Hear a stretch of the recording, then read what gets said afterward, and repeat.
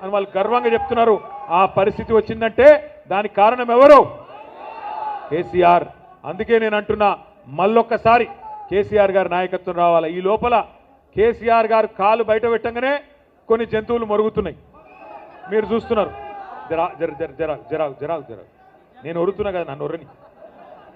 కొంతమంది కొన్ని జంతువులు మరుగుతున్నాయి. కేసీఆర్ గారు వచ్చి బయటికి వచ్చి ఒక్కసారి ప్రెస్ ముంగట కనవడంగానే కొంతమందికి ఆగమాగం అవుతుంది, అజీర్తి అవుతుంది, కడుపులో మరుగుతున్నారు.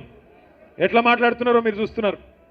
ఎంత దుర్మార్గం కాకపోతే, ఒక 71-72 ఏళ్ల పెద్ద మనిషి, 2 సార్లు రాష్ట్రానికి ప్రజల చేత ముఖ్యమంత్రిగా ఎన్నుకోబడ్డ నాయకుడు, తెలంగాణ తెచ్చిన నాయకుడు, అట్లాంటి నాయకుడిని పట్టుకొని నోటికొచ్చిన మాటలు.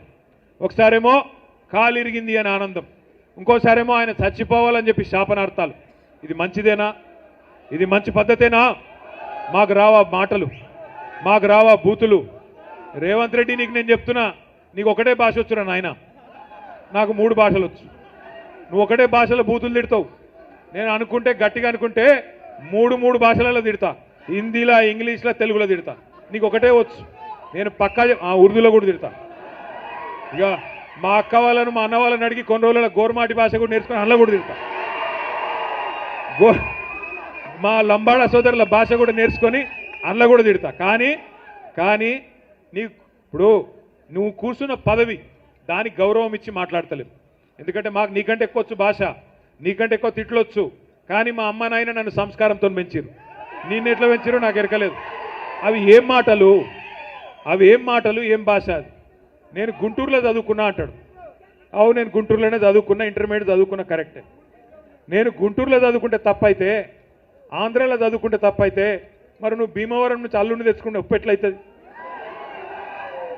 మరి నువ్వు అల్లుని తెచ్చుకున్నావు భీమవరంకి వెళ్ళి, ఆంధ్రాకి వెళ్ళి. నేనేమన్నా అన్నానా? మేమేమైనా అన్నామా? ఇది వ్యక్తిగతమైన సంబంధాలు, సంస్కారానికి సంబంధించిన అంశం. మీ కుటుంబ సభ్యులను మేము ఎన్నడేమనం, అది మా సంస్కారం. నువ్వు అనొచ్చు, మా వాళ్ళని ఇష్టం ఉన్నట్టు అంటున్నావు, కానీ మేము అంటలేం. మీ భార్య గారిని కానీ, మీ బిడ్డని కానీ ఎవరినేం అంటలేం, ఎందుకంటే అది మా సంస్కారం. అట్లాగే నేను అడుగుతున్నా, ఆయనకి బాధ ఏందో అర్థం కాదు. అడ్డిమారి గుడ్డి దెబ్బలో ముఖ్యమంత్రి అయ్యిండు, ఆయనక సంతోషంగా ఉండొచ్చు కదా. తెల్లారు లేస్తే కేసీఆర్ గారిని తిట్టుడు, తెల్లారు లేస్తే మన మీద ఏడ్చుడు తప్ప పీకిందేమీ లేదు. ఏమన్నా అంటే 2 ఏళ్ల నుంచి ఒకటే టైంపాస్ ప్రోగ్రాం.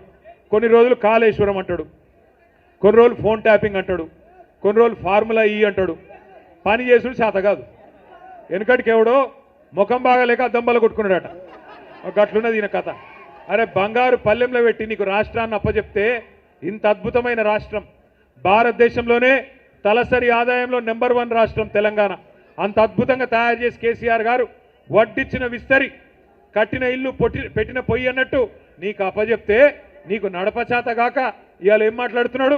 ఒకటే చెప్తాడు, ఏమైందిరా బాయ్, 2500 ఇస్తాను మా ఆడబిడ్డలకు, ఏమైంది అని ఆడపిల్లలు అడిగితే ఏమంటాడు?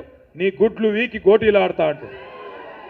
ఏమాయిరా బాయ్, మరి రైతు బంధు ఇస్తా అంటే 10,000 కాదు 15,000 చేస్తాను పొంకనాలు కొడుతుంది, ఏమాయే అని రైతు సోదరులు అడిగితే